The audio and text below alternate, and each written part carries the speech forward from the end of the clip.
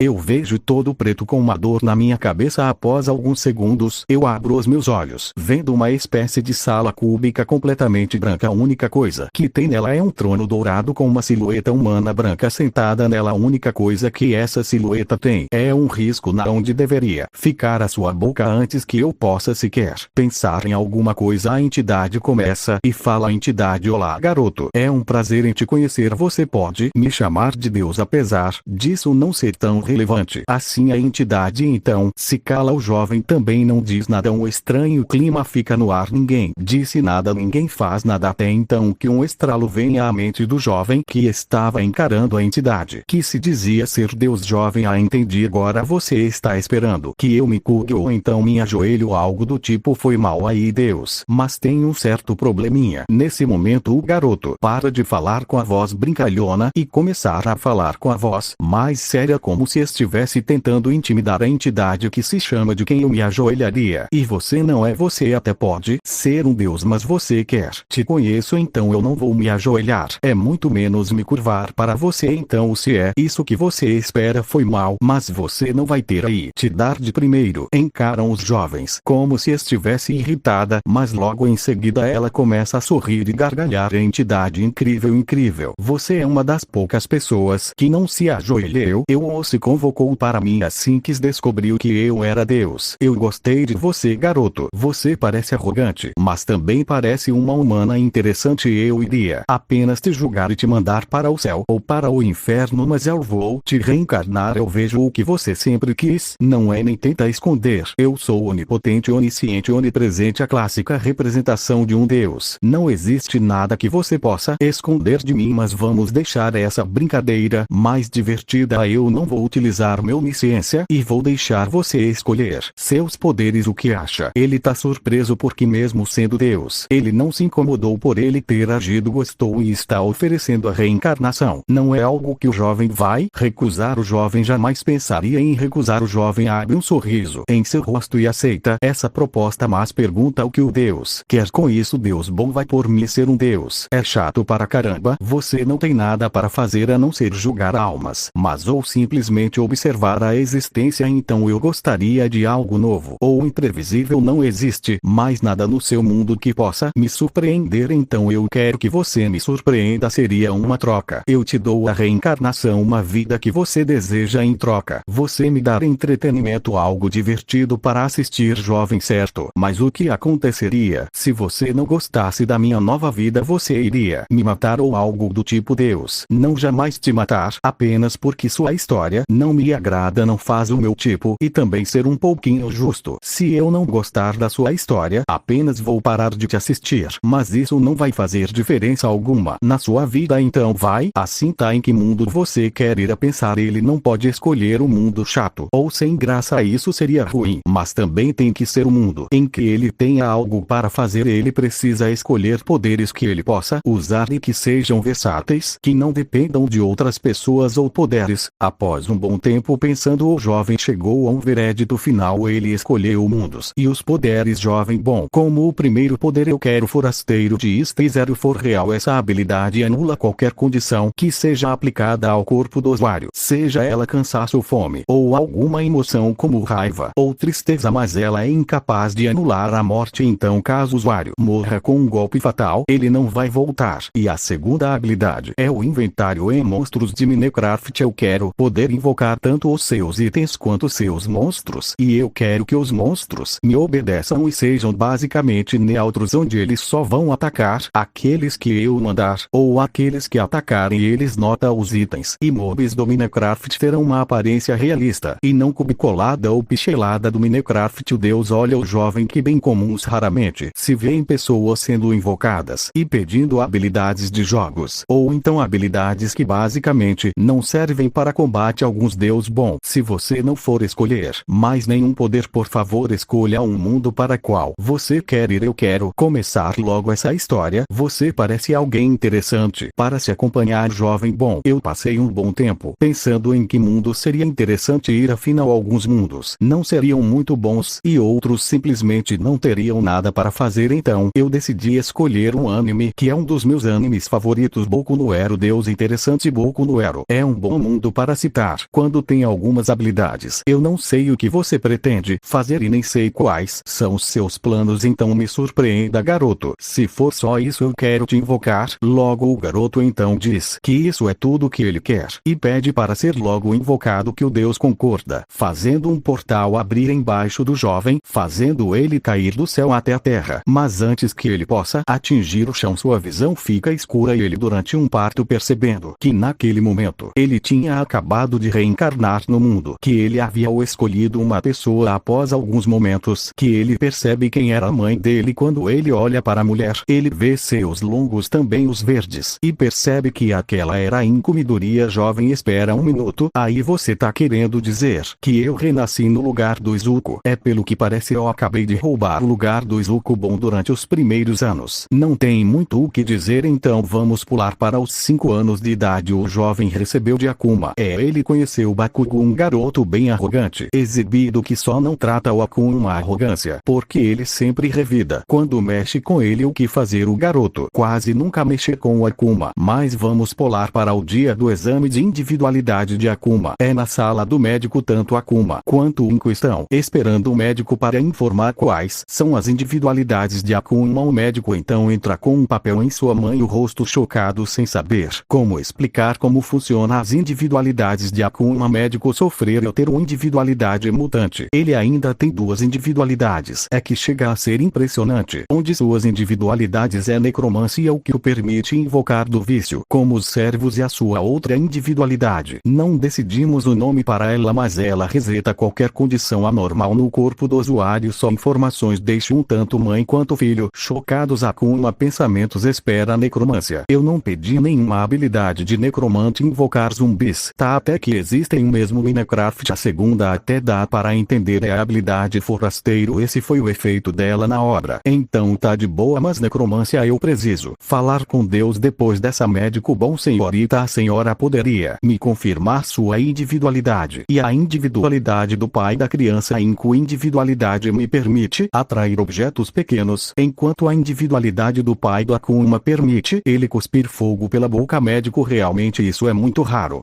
Ter 2 individualidades já é raro, uma mutante é mais rara. Imagine ter 2 individualidades mutantes. Isso deveria ser impossível, mas aconteceu. Após isso, alguns anos, Akuma cresceu, sendo tratado como um monstro por causa de sua individualidade. Mas um dia, enquanto ele voltava para casa, ele foi atacado por um vilão gosmento que tenta roubar seu corpo, mas ele é parado pelo herói All Might. Akuma se aproxima de All Might e pede um autógrafo e começa a conversar, mas All Might precisa se retirar, pegando o vilão gosmento que havia sido preso em uma garrafa. All Might pula em direção a um prédio antes de notar que Akuma estava se segurando em suas pernas. Ele então pousa e o prédio e pergunta o porquê de mim ter feito aquilo, pois era muito perigoso. All Might então é coberto por uma nuvem de fumaça que, quando desaparece, revela o corpo magro de All Might. Que depois de pedir para Akuma não revelar isso, ele perguntou o porquê do garoto ter se agarrado nele. Akuma começar a explicar